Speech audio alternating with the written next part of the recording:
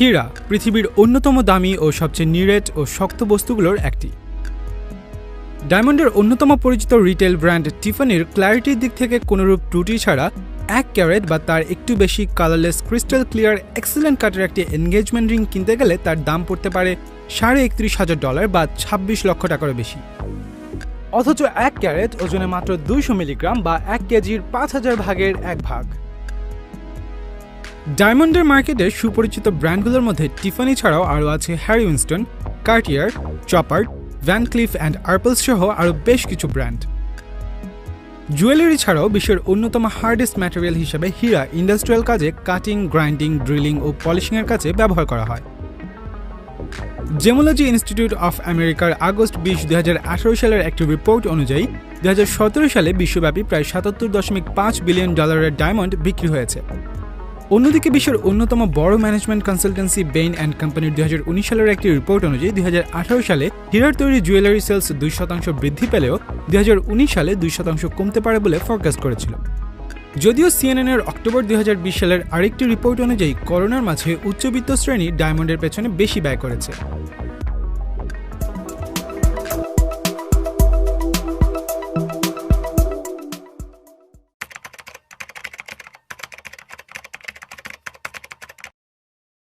ডায়মন্ডের ইতিহাস ও এর এত দামি হওয়ার পেছনের কারণ জানার আগে ডায়মন্ড কি ও কিভাবে ক্রিয়েট হয় সেটা জেনে আসা যাক।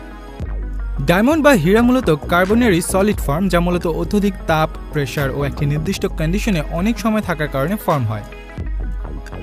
বেশিরভাগ ন্যাচারাল ডায়মন্ডই পৃথিবীর পৃষ্ঠ হতে 100 মাইলেরও বেশি গভীরে 2000 ডিগ্রি ফারেনহাইটের বেশি তাপ ও 7,25,000 পাউন্ড পার ইঞ্চিরও বেশি চাপে কার্বন অ্যাটম থেকে ডায়মন্ডে রূপান্তর হয়। এছাড়াও কার্বন অ্যাটমের ডায়মন্ডে রূপান্তর হতে সময়ও একটি বড় ফ্যাক্টর এবং কার্বন অ্যাটম ন্যাচারালি ডায়মন্ডে রূপান্তর হতে 1 বিলিয়ন থেকে 3.5 বিলিয়ন বছর পর্যন্ত সময় লেগে যায়। এরপরও সকল ডায়মন্ডই জেম কোয়ালিটি বা মূল্যবান রত্ন হওয়ার যোগ্যতা অর্জন করতে পারে না। যেসব হীরা জেম কোয়ালিটির হতে পারে না সেগুলো ইন্ডাস্ট্রিয়াল কাজে ব্যবহৃত হয়। medium.com-এর একটি আর্টিকেল অনুযায়ী প্রথম রেকর্ডেড হিস্ট্রি হিসেবে সংস্কৃত লিপিতে খ্রিস্টপূর্ব 4 শতকে ইন্ডিয়াতে ডায়মন্ডের বিষয়ে জানা যায়। সেসব লিপি অনুযায়ী ইতিহাসবিদরা ধারণা করেন খ্রিস্টপূর্ব 1000 বা তারও আগে দ্রাবিড় জাতি হীরা আবিষ্কার করে। প্রাচীন সেই লিপিতে মুদ্রা হিসেবে হীরার বিনিময়ের বিষয়টি উল্লেখ ছিল। বাণিজ্যের মাধ্যম হিসেবে ডায়মন্ডের ব্যবহারের কারণে আর ইন্ডিয়া ও চায়নার সাথে প্রাচীন ট্রেড রুটগুলোর কানেকশন থাকায় এই মূল্যবান পাথরটি ধীরে ধীরে পৌঁছে যায় গ্রিক ও রোমান সাম্রাজ্য পর্যন্ত। এর পরের কয়েক শতকে এই মূল্যবান রত্ন পাথরটি তৎকালীন রাজ পরিবার এবং প্রভাবশালী পরিবারগুলোর কাছে এক ধরনের স্ট্যাটাস সিম্বল হয়ে ওঠে। 1300 শতকে বিশ্বখ্যাত কোহিনূর হীরা আবিষ্কার হয়, যা এ পর্যন্ত বেশ কয়েকবার হাত বদলের পর অবশেষে ব্রিটিশ রাজ পরিবারের ক্রাউন জুয়েল হিসেবে জায়গা করে নেয়। 1800 শতক পর্যন্ত ধারণা করা হতো ডায়মন্ড শুধুমাত্র ইন্ডিয়াতেই পাওয়া যায়। 1800 শতকের মধ্যেই ইন্ডিয়ার ডায়মন্ড ডিপোজিট প্রায় শেষের দিকে চলে এলে ডায়মন্ডের অল্টারনেটিভ সোর্স খোঁজা শুরু হয়, যার প্রেক্ষিতে 1725 সালে ব্রাজিলে ডায়মন্ডের ছোট একটি ডিপোজিট পাওয়া গেল, তা তৎকালীন বৈশ্বিক ডিমান্ড পূরণে পর্যাপ্ত ছিল না। এর পরের শতকে রাশিয়া ও অস্ট্রেলিয়াতে হীরার মাইন আবিষ্কার হলেও হীরার মাইনিংয়ের সবচেয়ে বড় পরিবর্তনটি আসে যখন 1866 সালের পর থেকে সাউথ আফ্রিকার অরেঞ্জ নদীর পাশে বেশ কয়েকটি হীরার খনি এবং 1871 সালে ডি বিয়ার্স ও কিম্বারলি হীরার খনির আবিষ্কার হয়। এসব খনির আবিষ্কারের পর হীরার বৈশ্বিক উৎপাদন বেড়ে যায়, ফলশ্রুতিতে মার্কেটে হীরার সাপ্লাইও বাড়তে থাকে ধীরে ধীরে। মার্কেটের সাপ্লাই বাড়তে থাকার কারণে কমতে থাকে হীরার দাম, যা হীরার খনির মালিকদের নার্ভাস করে তুলতে থাকে আর অনেকে মাইন বন্ধ অথবা বিক্রি করে দিতে থাকে। সে সময় ব্রিটিশ নাগরিক সেসিল রোজ ছোট ছোট মাইনিং অপারেশনগুলো কিনে নিতে থাকেন, যার ধারাবাহিকতায় তিনি জোহানেস নিকোলাস ডি বিয়ার ও ডিয়েড্রিক আর্নল্ডস নামে 2 ভাইয়ের কাছ থেকে ডি বিয়ার্স মাইনটি কিনে নেন। অন্যদিকে মার্কেটে হীরার সাপ্লাইয়ের আধিক্যতায় হীরার দাম নিম্নমুখী থাকায় ডি বিয়ার্স সহ আরও বেশ কিছু খনির মালিক সিদ্ধান্ত নেয় আলাদাভাবে মাইনিংয়ের মাধ্যমে মার্কেটের ডিমান্ডের তুলনায় বেশি সাপ্লাইয়ের বদলে একটি কোম্পানির ধারা হীরার মাইনিং, উৎপাদন, খনির ব্যবস্থাপনা কন্ট্রোল করা গেলে হীরার সাপ্লাইয়ে একটি মনোপলি ক্রিয়েট করা যাবে। যার প্রেক্ষিতে 1888 সাল থেকে ডি বিয়ার্স কনসলিডেটেড মাইন্স লিমিটেড প্রতিষ্ঠা করা হয় সেসিল রোজের নেতৃত্বে। তারপর থেকেই ডি বিয়ার্স কনসলিডেটেড সাউথ আফ্রিকার বেশিরভাগ মাইনের ওনার হয়ে যায়।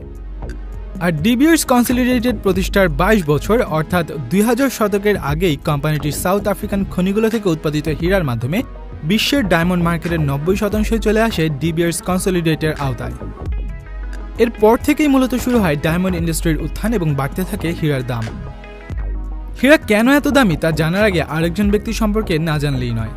তিনি হলেন আর্নেস্ট ওপেনহাইমার, যিনি একজন জার্মান বংশোদ্ভূত ব্রিটিশ নাগরিক ছিলেন, যার জন্ম হয়েছিল 1888 সালে।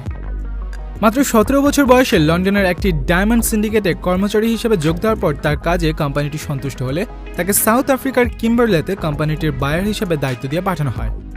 সেখান থেকে ধীরে ধীরে তিনি কিম্বারলের মেয়র পদে দায়িত্বপ্রাপ্ত হন। 1917 সালে তিনি যুক্তরাষ্ট্রের অন্যতম বিখ্যাত ফাইন্যান্সিয়ার জেপি মর্গানের সাহায্যে অ্যাংলো আমেরিকান কর্পোরেশন নামে একটি মাইনিং কোম্পানি গঠন করেন। শুরুর দিকে কোম্পানিটি ডি বিয়ার্স গ্রুপের মাইনিং অপারেশনের সাথে কম্পিট করছিল। 1924 সালে ওপেনহাইমার সাউথ আফ্রিকার সাধারণ নির্বাচনে কিম্বারলে রিজিয়ন থেকে নির্বাচিত হয়ে সাউথ আফ্রিকার হাউস অফ অ্যাসেম্বলির সদস্য হন। তার কয়েক বছর পর 1927 সালে এক প্রকার জোর করে তিনি সেসিল রোডসের ডি বিয়ার্স কনসলিডেটের নিয়ন্ত্রণ তুলে নেন। তার হাত ধরেই বিশ্বের ডায়মন্ডের সাপ্লাই চেইন, চাহিদা ও মার্কেটিংয়ে ব্যাপক পরিবর্তন আসে, যা হীরার দাম বাড়িয়ে দেয় কয়েক গুণ। হীরার দাম মূলত 4C বা ক্যারেট, কালার, ক্ল্যারিটি ও কাটের উপর ডিপেন্ড করে। ন্যাচারালি অকারিং হীরা একটি থেকে আরেকটির সাইজ, কালার ও ক্ল্যারিটিতে ভিন্নতা থাকে, যার ফলে হীরার দামের কোনো নির্দিষ্টতা নেই, বরঞ্চ 4C এর উপর ভিত্তি করে প্রতিটা পাথরের দাম করা হয়। বিশ্বের অন্যতম বড় ও ফেমাস ডায়মন্ডগুলোর মধ্যে রয়েছে Kohinoor, the great star of Africa, the Orlov, hope diamond ইত্যাদি। তবে শুধু যে সাইজে বড় হলেই দাম বেশি তা কিন্তু নয়। হীরার ক্ল্যারিটির উপর নির্ভর করে বেশ কিছু গ্রেড রয়েছে, যার মধ্যে IF বা F গ্রেডের হীরাকে ধরা হয় ফ্ললেস হিসেবে। এসব হীরার ভিতরে কোনোরূপ দাগ বা ইম্পিউরিটি থাকে না, পুরোটাই পিওর কার্বন অ্যাটমের ক্রিস্টাল স্ট্রাকচার। 6টি ক্যাটাগরিতে 8 ধরনের গ্রেডে হীরার ক্ল্যারিটি ক্লাসিফাই করা হয়, আর এসব গ্রেড অনুযায়ী হীরার দামেও তারতম্য হয়। এছাড়াও হীরার দাম নির্ধারণে কালার আরেকটি গুরুত্বপূর্ণ ফ্যাক্টর। হীরা বিভিন্ন কালারের হয়ে থাকে, তবে হোয়াইট ডায়মন্ডের ক্ষেত্রে হলুদ রঙের উপস্থিতি বাড়তে থাকলে দামও কমতে থাকে। হোয়াইট ডায়মন্ডের ক্ষেত্রে 5টি ক্যাটাগরিতে ডি থেকে জি পর্যন্ত হীরার কালার গ্রেডিং করা হয়, আর ডি গ্রেড হচ্ছে কালারলেস ডায়মন্ড। অন্যদিকে জি গ্রেড ডায়মন্ডে হালকা হলুদের উপস্থিতি আছে। তবে হোয়াইট ডায়মন্ড ছাড়াও অন্যান্য আরও বেশ কিছু কালারের হীরাও প্রাকৃতিকভাবে সৃষ্ট হয়, যেগুলোর কালার গ্রেডিং ভিন্নভাবে করা হয় এবং সেগুলোর প্রাইসিংও কালার ভেদে বিভিন্ন রকমের হয়ে থাকে। কেননা ভিন্ন বা ফ্যান্সি কালারের হীরার গঠনে প্রাকৃতিকভাবে বিভিন্ন কন্ডিশন থাকা প্রয়োজন, যা সব সময় থাকে না, যার ফলে ফ্যান্সি কালারের হীরাও পৃথিবীতে বেশ দুষ্প্রাপ্য। এরপর হীরার দামে যেটি সবচেয়ে বেশি প্রভাব ফেলে সেটি হচ্ছে cutting and polishing. Gemmology institute of আমেরিকার স্ট্যান্ডার্ড অনুযায়ী 5 ধরনের ক্যাটাগরিতে ডায়মন্ডের কাটিংকে গ্রেডিং করা হয়, যার মধ্যে এক্সিলেন্ট কাট হচ্ছে সবচেয়ে হাইয়েস্ট লেভেলের। এছাড়াও ডায়মন্ডের কাটিংয়ের ক্ষেত্রে বিভিন্ন শেপও রয়েছে, যেমন রাউন্ড, প্রিন্সেস, ওভাল, কুশন, টিয়ার, এমারাল্ড, হার্ট, মার্কুইজ, রোজ ইত্যাদি। সেসবের উপর ভিত্তি করেও হীরার দামে তারতম্য হয়। এছাড়াও আরও বেশ কিছু কারণ রয়েছে হীরার এত বেশি দামের পেছনে। বর্তমান সময়ে ডায়মন্ড বা হীরার প্রোডাকশন অন্য যে কোনো সময়ের চেয়ে বেশি হলেও জেমস্টোন কোয়ালিটি বা জুয়েলারিতে ব্যবহারযোগ্য হীরার ডায়মন্ড বেশ রেয়ারই বলা চলে।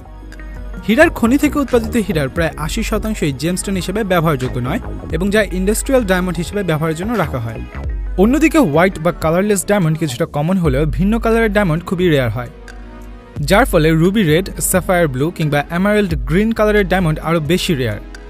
ফলশ্রুতিতে সেগুলোর দামও বেশি হয়।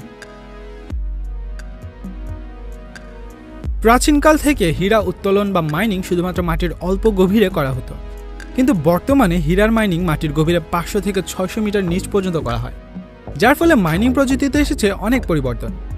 হীরার মাইনিং যেমন সময় সাপেক্ষ ও কষ্টসাধ্য, ঠিক তেমনি বেশ এক্সপেন্সিভও বটে, যার ফলে হীরা উত্তোলনের পরিমাণ বাড়লেও পাশাপাশি বেড়েছে এর উৎপাদন খরচও, যা হীরার দাম বেশি হওয়ার একটি গুরুত্বপূর্ণ কারণ।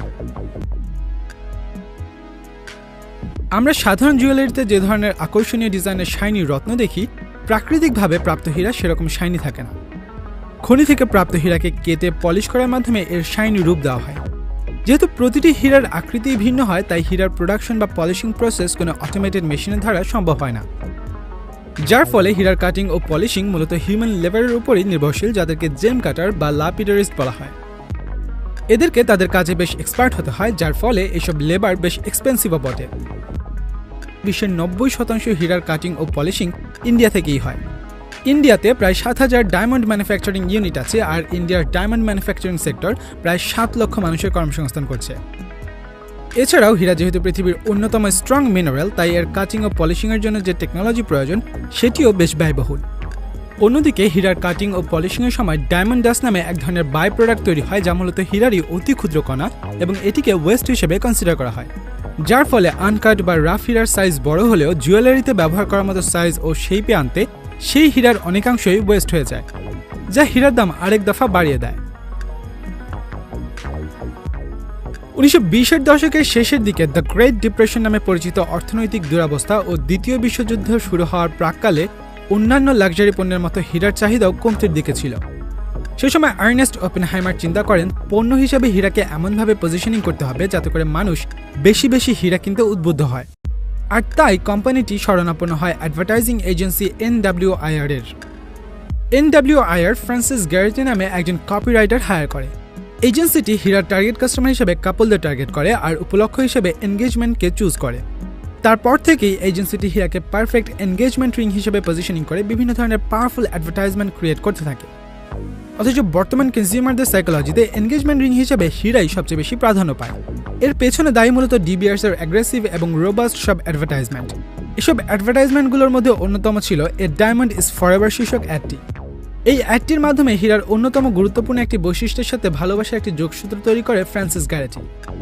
এরপর থেকে একে একে এ ধরনের বেশ কিছু অ্যাডভার্টাইজিং ক্যাম্পেইনের মাধ্যমে সাধারণ মানুষের কাছে ডায়মন্ডের এনগেজমেন্ট রিং এক ধরনের নেসেসিটি হিসেবে প্রেজেন্ট করতে সক্ষম হয়। মিডিয়ামের আর্টিকেল সূত্রে জানা যায় 1951 সালে 80%-এরও বেশি ক্ষেত্রে এনগেজমেন্টের ডায়মন্ড রিং দেওয়া হতো, অথচ 1930-এর দশকে মাত্র 20% ক্ষেত্রে ডায়মন্ড রিং দেওয়ার প্রচলন ছিল। 80% অসন্তুষ্ট ডিবিআর গ্রুপ এরপর লো ইনকাম সেগমেন্টে যাদের কাছে ডায়মন্ড রিং হাতের নাগালে ছিল তাদের টার্গেট করে নতুন অ্যাড পুশ করতে শুরু করে। পুরুষদের টার্গেট করা সেসব অ্যাডগুলোর মেসেজ ছিল যে এনগেজমেন্ট রিংয়ে 1 মাসের স্যালারি স্পেন্ড করা প্রয়োজন। সেই অ্যাডটি 1980-এর দশকে পরিবর্তিত হয়ে দাঁড়ায় how can you make 2 months salary last for ever, অর্থাৎ কোম্পানিটি মানুষকে এনগেজমেন্ট রিংয়ের পেছনে 2 মাসের স্যালারি খরচ করতে ইনফ্লুয়েন্স করছিল।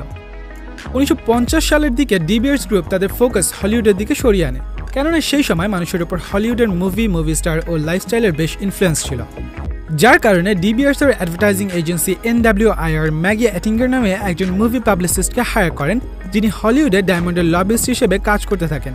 তার কাজই ছিল যে কোনো মুভি, ইভেন্ট বা ফটোশুট যেখানেই ডায়মন্ড প্লেসমেন্ট করার অপশন আছে সেখানেই ডায়মন্ডকে অডিয়েন্সের সামনে নিয়ে আসা। এছাড়াও এজেন্সিটি বিভিন্ন পত্রিকা ও ম্যাগাজিনে হলিউডের কোন সেলিব্রিটি কেমন ডায়মন্ড পড়েছে সেসব কিছুর বিস্তারিত ছাপানোর ব্যবস্থা করেছিল। এতে করে কোম্পানিটি নারীদের মনে ডায়মন্ড নিয়ে এক ধরনের ফ্যাসিনেশন ক্রিয়েট করতে সক্ষম হয়েছিল, যা পরবর্তীতে হলিউডের মুভি কালচারেও প্রভাব ফেলে। 1953 সালে মেরিলিন মনরো অভিনীত জেন্টলম্যান প্রিফার্স ব্লন্ড মুভিটিতে ডায়মন্ডস আর গার্লস বেস্ট ফ্রেন্ড নামক আইকনিক গানটি তেমনই ইনফ্লুয়েন্সের একটি উদাহরণ। এসব অ্যাড ক্যাম্পেইনের মাধ্যমে ডিবিআরস মার্কেটে হীরার ডিমান্ড বাড়াতে বেশ সক্ষম হয়েছিল। অন্যদিকে হীরার সাপ্লাই কন্ট্রোলিংয়ের মাধ্যমে কোম্পানিটি বাজারে হীরার দামও নিয়ন্ত্রণ করতে সক্ষম হয়েছিল।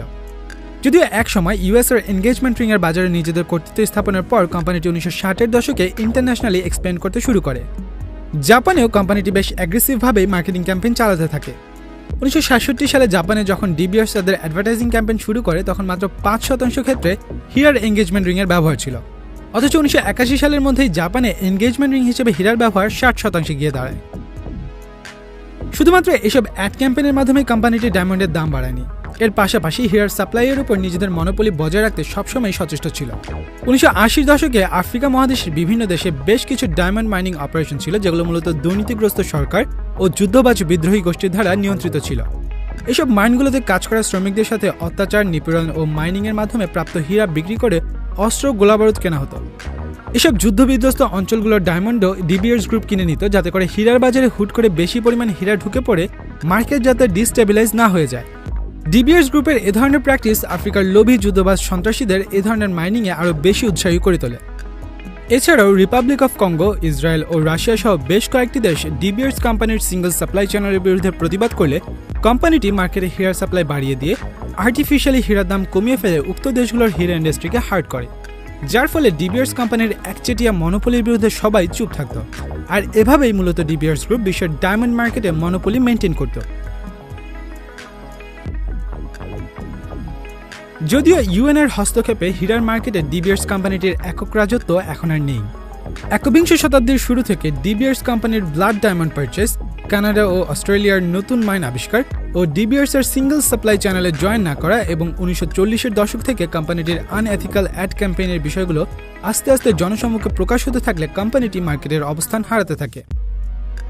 2000 সালে ইউএনের সহযোগিতায় হীরা উৎপাদনকারী দেশগুলো কিম্বারলি প্রসেস সার্টিফিকেশন স্কিম তৈরি করে, যাতে কনফ্লিক্ট এরিয়ার ইলিগাল ডায়মন্ড মেইনস্ট্রিম লিগাল ডায়মন্ডের মধ্যে ঢুকে না পড়ে। এছাড়াও 2004 সালে ইউএস আদালতে প্রাইস ফিক্সিংয়ের মামলায় $10 মিলিয়ন জরিমানাও করা হয় ডি বিয়ার্স কোম্পানিকে।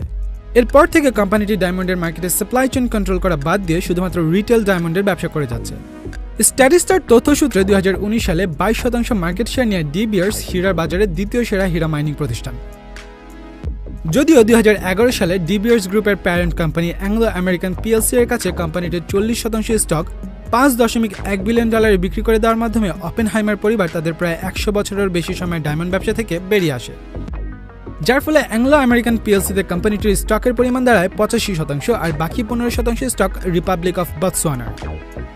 ডায়মন্ড ইন্ডাস্ট্রিতে গত 2 দশকে বেশ বড় পরিবর্তন এসেছে। খনি হতে উত্তোলন থেকে শুরু করে সাপ্লাই চেইন, সার্টিফিকেশন ও মার্কেটিংয়ে বেশ স্বচ্ছতাও এসেছে। তবু এর পরেও দাম কমে আসেনি হীরার।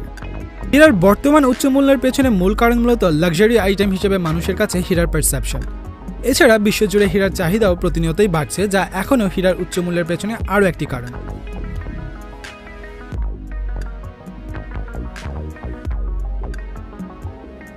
যদি ভিডিওটি ভালো লেগে থাকে তবে লাইক করুন এবং শেয়ার করুন। আমাদের ভিডিও নিয়ে আপনাদের কোনো মূল্যবান মতামত থাকলে তা অবশ্যই কমেন্টের মাধ্যমে জানাবেন। বিজনেস ওয়ার্ল্ডের আরও তথ্যবহুল ভিডিও দেখতে সাবস্ক্রাইব করুন চ্যানেলটি। আপনাদের আইডিয়া ও মতামত শেয়ার করতে জয়েন করতে পারেন আমাদের ফেসবুক গ্রুপে। সবার আগে নোটিফিকেশন পেতে বেল আইকনটি প্রেস করুন, পাশাপাশি ফলো করুন আমাদের ফেসবুক পেজটি।